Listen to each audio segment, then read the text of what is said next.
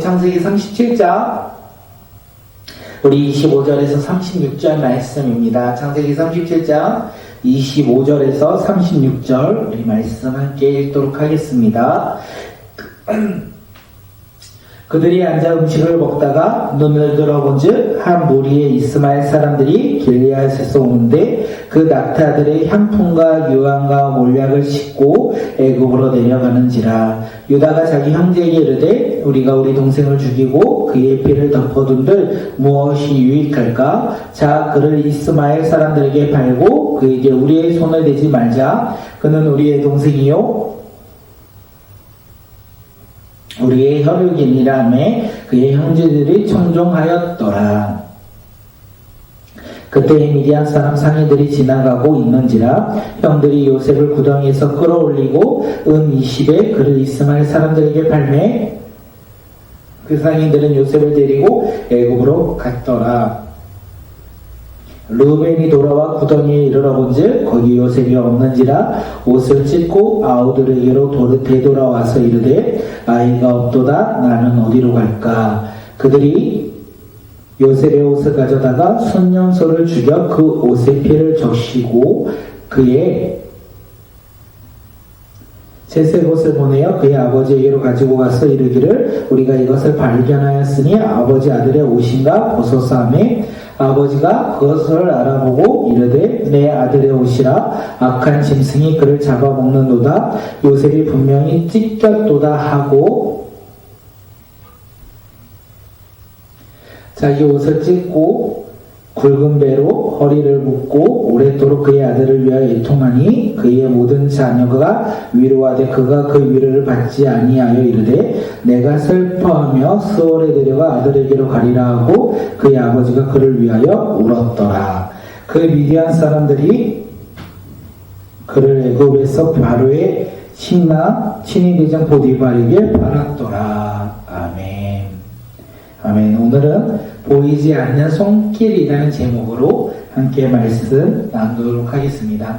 이 37장 형들에게 미움을 받아 죽을 위기를 넘기고 노예로 팔려갔던 요셉의 이야기 가운데 하나님의 직접적인 이야기는 나오지 않습니다.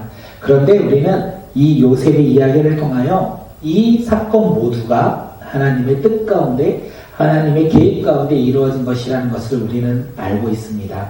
오늘 말씀 가운데 보이지 않는 손길, 하지만 그 보이지 않는 손길 가운데서도 요셉을 통하여 일하시는 주님, 요셉의 인생길 가운데 인도하시는 그 주 하나님을 오늘 이 시간 우리가 바라보며 우리 삶 가운데서도 보이지 않는 하나님을 바라보며 그 보이지 않는 하나님께서 우리의 삶을 인도하시고 이끄시고 또한 우리 삶 가운데 역사하시는 그 하나님을 깨닫는 귀한 믿음의 시간이 오늘 이 시간 우리 모두가 되길 바라겠습니다. 요셉은 하나님이 주신 꿈을 꾸었습니다. 형들은 요셉의 꿈의 이야기를 듣고 요셉을 더욱 미워하였습니다. 요셉의 형들은요, 요셉을 미워함으로 그를 죽이고자 해요. 요셉이 자신들에게 오는 것을 보고 그를 미워 죽이고자 했어요. 근데 그때 르우벤이 뭐라고 합니까? 르우벤이요, 죽이지 말자 이렇게 얘기해요. 그리고 구덩이에 그를 빠뜨려 밀어넣자 이렇게 이야기합니다. 그래서 그의 형제들은 르우벤의 이야기를 듣고 야곱을 죽이지 않고 구덩이에 던져버린 후에 앉아 음식을 먹었다. 요셉의 채색 옷을 벗기고 어떻게 해요? 그를 구덩이에 밀어넣었고 형들은요, 그들은 앉아 음식을 먹었더라. 요셉의 형들은 지금 자신의 동생을 죽이고자 했어요. 그 요셉을 향한 미움으로 말미암아 그 동생을 죽이고자 해요. 그리고 어떻게 합니까? 앉아 음식을 먹었더라. 생각해보면 이거보다 악한 모습이 없을 것 같습니다. 내가 사랑하는 동생일지라도 내 동생일지라도 그를 미워함으로 말미암아 그를 죽이고자 하는 마음이 생겼고 그를 죽이고자 할 때 그를 구덩이에 던져버리고 그 형들이 한 것은 앉아 먹었더라. 얼마나 자신들이 행한 것이 큰 죄인지 그들은 알지 못한다는 거예요.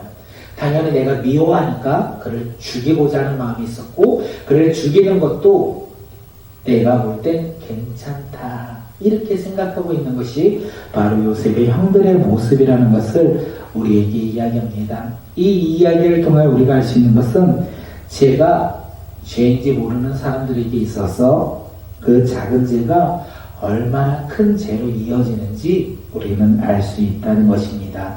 사랑하는 성도 여러분, 오늘 우리 삶 속에서 우리는 무엇을 멀리해야 합니까? 우리는 미움을 멀리해야 됩니다. 누군가를 판단하고 정죄하며 미워하는 마음을 우리는 멀리해야 된다는 거예요. 만약에 그를 미워하고 그를 정죄하고 그를 판단한다면 우리 마음 가운데 무엇이 싹트기 시작합니까? 죄가 싹트고요, 분노가 싹튼다는 것을 우리에게 이야기하고 있습니다. 미움으로, 그를 정죄함으로 말미암아 우리 가운데 죄가, 분노가 싹트기 시작함으로 말미암아 우리가 죄를 범한다는 것을 오늘 이야기 가운데 우리에게 하고 있습니다. 가인도 아벨을 미워하고 시기할 때 어떻게 합니까? 그의 마음 가운데 분노가 일어났고 그 분노로 말미암아 결국 그는 죄를 범하였다. 동생은 돌로 쳐 죽였다는 것을 우리가 알고 있지 않습니까? 가인과 아벨의 이야기와 동일하게 바로 요셉의 형들과 요셉의 이야기라는 거예요. 요셉의 형들도 미움으로 말미암아 동생을 죽이고자 했고 그 동생을 구덩이에 넣었고 자신들은 아무렇지도 않게 지금 앉아 음식을 먹고 있더라. 그러다가 형들이요 눈을 들어본즉 저 멀리에서 한 이스마엘 무리들이 지금 오고 있는 것을 보았어요. 그들은요 길르앗에서 애굽으로 내려가는 사람들이었어요. 상인들이었어요. 그래서 유다가 자기 형제들에게 이야기합니다. 뭐라고 이야기합니까? 우리 동생을 죽이고 그의 피를 덮으면 우리에게 무슨 유익이 있느냐? 우리가 동생을 죽인다고 해서 우리가 얻어지는 유익이 없다. 그렇기에 저기 지나가는 이스마엘 상인들에게 우리 동생을 팔면서 우리가 그에게 손을 대지 말자 이렇게 이야기해요. 그러면서 뭐라고 하는지 아십니까? 그는 우리의 동생이요 우리의 혈육입니다. 이렇게 말하고 있어요. 나와 함께하는 나의 가족이고 나의 동생인데 우리가 그를 죽이지 말고 팔아버리자. 죽이는 거와 팔아버리는 거 뭐가 다를까? 동일한 것이 아닐까? 죽이는 것도 죄고 동생을 저 지나가는 노예 상인들에게 팔아버리는 것 또한 죄가 아니겠습니까? 지금 형들은 어떤 모습 속에서든지 그들은 미움으로 말미암아 죄를 범하고 있다는 것을 우리에게 다시 한번 이야기합니다. 결국 요셉의 형들은요 구덩이에서 요셉을 끌어올려요. 그리고 은 20에 이스마엘 사람들에게 그를 팔았고 그들은 이 요셉을 데리고 애굽으로 갔더라. 성경은 이렇게 이야기합니다. 이 이야기 속에서 놀라운 사실은 요셉의 이야기가 없다는 거예요. 요새의 반항이나 요새의 낙심이나 요새의 절망이나 지금 그런 이야기가 단 한 줄도 나오지 않고 있다는 거예요. 요셉은 어떤 말도 하지 않았다는 거죠. 절망 속에서도 분노하지 않았고요. 그리고 절망 속에서도 그는 포기하지 않았습니다. 그가 절망하지 않고 포기하지 않는 이유가 무엇이겠습니까? 우리는 요셉의 내용이 여기에 어떤 건지 알 수 없지만 그의 인생을 보면 우리는 알 수 있어요. 그의 인생의 길을 보아니 아마 요셉은요 이 어려움과 근심과 두려움 속에서 낙심 속에서도 그는 단 하나만을 바라보았던 것 같습니다. 무엇을 바라봤을까요? 형들이 나를 죽이고자 구덩이에 넣고 그리고 나를 죽이고자 앉아서 음식을 먹고 있는 이 악한 모습 가운데 그리고 나를 220세가리 팔아버리는 형들의 모습을 통하여 그는 무엇을 바라봤을까요? 그는 세상을 바라보지 않았을 것 같아요. 그는 형들을 바라보지 않았을 것 같아요. 또한 아버지 야곱을 바라보지 않았을 것 같아요. 아마 요셉이 바라본 것은 하나님, 자신을 지키고 보호하시는 그 하나님, 이 모든 상황 속에서 건지시는 분은 오직 여호와 하나님밖에 없다는 것을 그가 알았고 그는 그 여호와 하나님을 바라보았다는 거예요. 우리가 그것을 어떻게 할 수 있습니까? 38절에서 이어지는 이 요셉의 삶의 이야기를 통하여 우리는 알 수 있습니다. 요셉은요 절망 속에서도 분노하지 아니하고 낙심하지 아니하고 그 속에서 눈에 보이는 것을 바라보지 아니하고 하나님, 보이지 않는 그 하나님을 바라보았다는 것입니다. 그런데 그것이 참으로 어려운 것 같아요. 사실 요셉이요, 지금 옷이 벗겨지고 노예로 팔려갔어요. 애굽으로 노예로 팔려가는 신세가 되었어요. 그런데 요셉은 이런 자신의 삶을 상상하지 못했을 것입니다. 불과 며칠 전까지만 하더라도 아버지 사랑을 독차지했고 형들은 양을 치러 갔을 때도 아버지 곁에 있었어요. 그리고 그는 채색 옷을 입었고요. 또한 하나님이 주신 꿈을 바라보며 살아갔던 사람이에요. 그런데 지금 어떤 신세가 되었습니까? 자신이 생각하지 못했던 그 절망 속에 그가 놓이게 됐다는 거예요. 그런데 그 요셉이요, 하나님을 바라보았다는 거예요. 사랑하는 성도 여러분, 요셉이 우리에게 말하고자 하는 것이 무엇이겠습니까? 우리의 삶 속에서도 고난과 환난이 있을 것입니다. 또한 내가 생각하지 못했던 상황 속에 놓일 수도 있습니다. 그런데 그 모든 과정 속에서 주님의 일하심이 있다는 거예요. 요셉은 그것을 믿었고 그 하나님을 바라보았어요. 보이지 않는 그 하나님의 놀라운 손길을 그는 기대했고 자신의 삶 가운데 꿈을 주신 그 하나님을 바라보았다는 거죠. 오늘 우리도 그런 믿음의 자녀들이 되시길 바라겠습니다. 환경과 상황을 바라보며 우리가 생각하고 살아가는 사람이 아니라 우리의 삶 속에서 우리 가운데 언제나 일하시는 그 하나님 가운데 순종하며 살아가는 믿음의 자녀들이 바로 오늘 우리 모두가 되길 바라겠습니다. 절망과 좌절 속에 있습니까? 고난과 어려움 속에 있습니까? 환난과 두려움 속에 있습니까? 그 모든 것 가운데 하나님은 우리를 지키시고 보호하신다는 거예요. 우리가 그 하나님을 바라보며 그 모든 환경과 상황을 이겨내는 믿음의 자녀들이 되시길 바라겠습니다. 요셉은 그렇게 승리하였고 오늘 우리도 그렇게 승리할 것입니다. 또한 하나님은요, 요셉에게 꿈을 주신 대로 이루어 가십니다. 하나님은 우리에게 꿈을 주신 대로 하나님은 우리 삶 속에서 그 꿈을 이루어 가실 것입니다. 그렇기에 힘들고 어렵고 지칠지라도 우리가 넘어지고 낙심하는 자들이 아니라 잔잔히 우리 삶 속에서 도우신 그 하나님, 비록 보이지 않는 손길이지만 언제나 우리를 붙잡고 계시는 그 하나님을 바라보며 살아가는 믿음의 자녀들이 되시길 바라겠습니다. 요셉이 애굽으로 팔려간 후에 르우벤이 돌아옵니다. 그리고 요셉이 없는 것을 보죠. 그리고 자신의 옷을 찢고 슬퍼했다. 성경은 이야기하고 있어요. 그리고 형제들은요, 어떻게 합니까? 요셉을 팔아버렸잖아요. 그래서 요셉의 옷을 가져다가 순념소를 죽이고 순념소의 피를 적신 후에 그 옷을 아버지에게 보여줍니다. 야곱은 요셉이 오신 것을, 채색 오신 것을 알고 어떻게 합니까? 약한 짐승이 그를 잡아먹었도다. 요셉이 분명히 찢겼다. 이렇게 말한 후 자기 옷을 찢고요, 굵은 베일을 허리에 묶고요, 오랫도록 그의 아들을 위하여 애통하였다. 그의 슬픔을 우리는 알 수 있다는 거예요. 요셉의 지금 이 슬픔은 그냥 지금 여러 명의 아들 중에 한 명을 잃어버린 것이 아니라 어쩌면 이 야곱에게 있어서 요셉의 죽음은요, 자신의 꿈이 사라진 것일 수도 있어요. 자신의 모든 것이 지금 사라진 것에 그는 낙심하고 절망할 수 있어요. 덩그러니 요셉이 분명 채색 옷을 입고 나갔는데 지금은 요셉의 옷만, 그것도 피 묻은 옷만 덩그러니 자신에게 온 거예요. 자신의 모든 것이 사라졌고 이제 슬픔만이 그의 삶을 지배하기 시작합니다. 야곱의 가정은요, 야곱이 요셉만을 더욱더 사랑했고 그리고 요셉만을 더욱더 귀하게 여겼어요. 그래서 야곱의 가정은 어떻게 되죠? 깨진 거예요. 형들은 미움 가운데, 시기 가운데, 죄 가운데 있었고 그 죄로 말미암아 요셉이 팔려가고 그 요셉의 팔림으로 말미암아 아버지 야곱은 슬픔 가운데 있었다. 그 가정이 지금 무너졌다는 것을 우리에게 이야기합니다.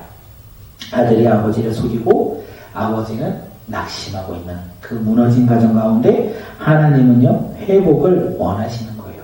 그 무너진 가정 가운데, 그 무너진 야곱의 가정 가운데 하나님은요, 회복을 기대하셨고 회복의 그 길로 야곱의 가정을 인도하십니다. 야곱의 편애로 말미암아 가정이 깨어졌지만 하나님의 능력으로 이 야곱의 가정이 다시 하나가 될 것입니다. 다시 회복될 것입니다.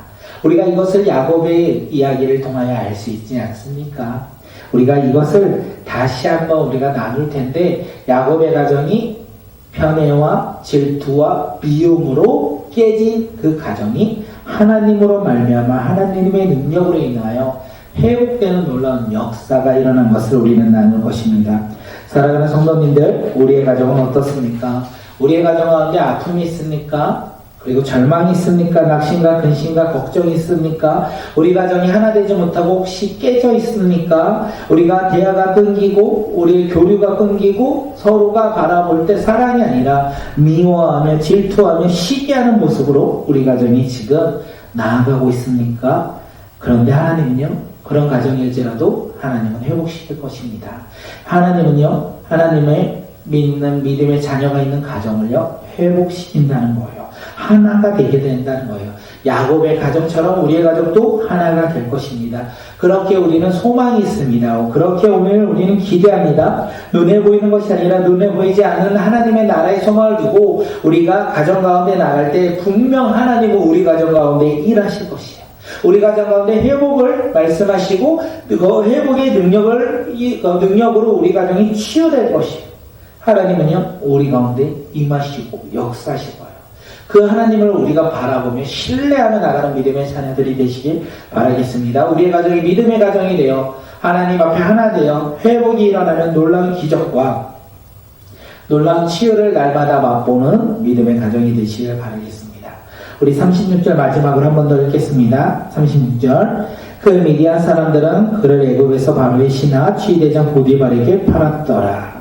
요셉은요, 애굽으로 갔고 거기서 누구에게 팔려갔습니까? 친위대장 보디발의 집으로 그가 팔려갔다. 요셉의 이야기를 보면 고난과 환난이 있었어요. 그리고 두려움이 있었고 하나님은 요셉과 함께 있지 않는 것 같은 근심과 걱정이 가득한 삶이었어요. 그런데 36절에서 우리에게 이야기하는 것이 무엇입니까? 미디안 사람들은 그를 애굽에서 바로의 신하 친위대장 보디발에게 팔았더라. 요셉이 보디발의 그 집으로 노예로 팔렸다는 거예요. 다시 말하면 하나님이요, 야곱과 함께 하셨고 하나님은 야곱 가운데 어떤 일이든지 일하셨고 그를 인도하셨다는 거예요. 하나님의 일하심이 단 하나도 없던 것이 없다는 거예요. 형들의 마음도 형들의 계획도 하나님의 꿈을 이뤄가는 가정 가운데 하나님이 요셉을 그 길로 인도하셨다는 것을 우리는 알 수 있습니다. 그렇게 요셉의 길은요, 하나님의 뜻 가운데 그가 걸어갔던 것이고 그의 모든 길 가운데 하나님의 섭리로 말미암아 그가 지금 노예가 되었다는 것을 우리에게 이야기하고 있어요. 다시 말해서 하나님은 우리 가운데 일하시고 계신다는 거예요. 우리의 절망과 좌절 가운데 근심과 걱정 가운데 두려움과 환난 가운데서도 하나님은 일하고 계신다는 거예요. 누구를 위해? 바로 예수 그리스도를 믿는 우리를 위해 일하시고 우리에게 주신 꿈을 이뤄가시기 위해 우리를 지금 상황 속에 놓으셨고 그 상황 속에서 일하시지 않는 것 같지만 주님은 우리와 함께 하시고 주님의 놀라운 일하신 가운데 우리를 인도하신다는 것을 우리가 믿고 따르는 주의 자녀들이 되시기를 바라겠습니다.